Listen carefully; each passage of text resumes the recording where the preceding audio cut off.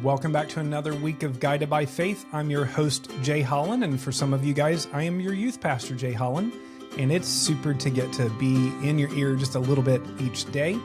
If you're a part of our youth group, you know that we are in the middle of that church camp, mission trip, kids camp season, so it's one of my favorite times in the whole year.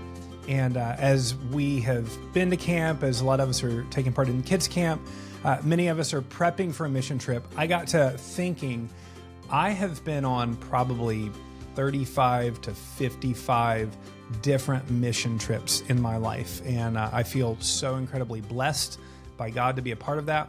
But I've noticed some things about myself, and I wanted to talk about that and see if you have a similar idea or experience. I don't know if you've been on a mission trip or not, but I bet even if you haven't, you can imagine this.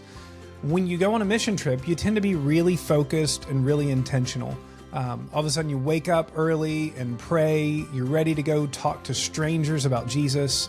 You're constantly looking for ways to serve. But the question is, why do we act that way when we go away on a mission trip and then act completely different when we're at home?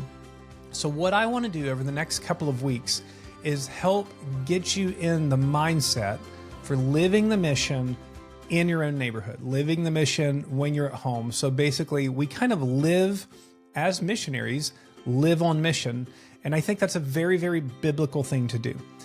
In Matthew chapter 28, many of you guys have heard the Great Commission passage before.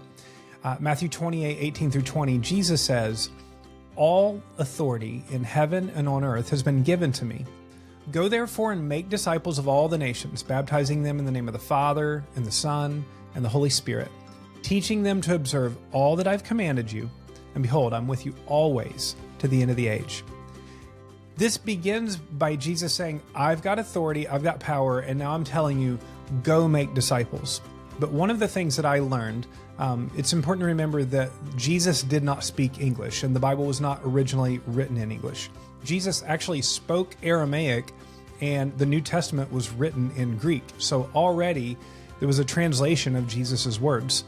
And what I learned is when it says, go therefore and make disciples, it's not necessarily talking about getting up and leaving and going to the other side of the world. That is a part of it. But this go therefore and make disciples is like this.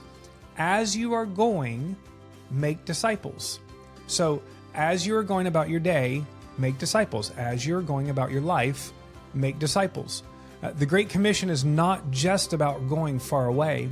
It's about being intentional as you're going throughout your life. And so, when we go away on a mission trip, or if you plan on going away on a mission trip, your mindset means that you're alert, prayerful, looking for opportunities how to share Jesus. And I want to tell you that summer is a really strategic time to be paying attention to that in your own community.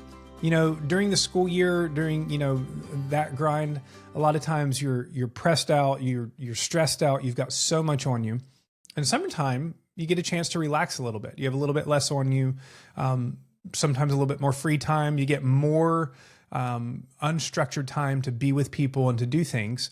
And I want to encourage you to take this summer and invest in eternity. Living missionally doesn't mean living perfectly. It doesn't mean that you can't go do the fun things that you want to do. It just means having an available heart to say yes to God. And so over these next few weeks, I'm going to help walk you through a lot of different ways that you can live missionally in your own house, in your own neighborhood throughout the summer. And then hopefully you just kind of continue that for the rest of your life.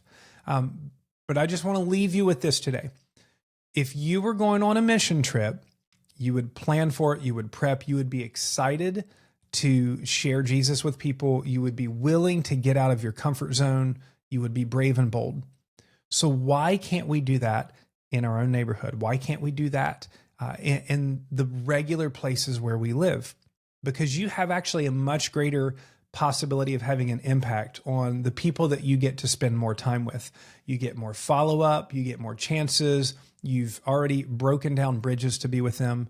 And so I want to help prep you over the next couple of weeks how to live missionally at home this summer. And so today, as we close out, my encouragement to you is pray and ask God to give you a mission trip mindset for living at home. And then in the next episode tomorrow, we'll talk about a real simple way to start, and that's prayer walking your neighborhood. It's very simple, it's very powerful, and anybody can do it. So come back tomorrow and we will dive into the nuts and bolts through the next couple of weeks of how to live missionally in your own neighborhood.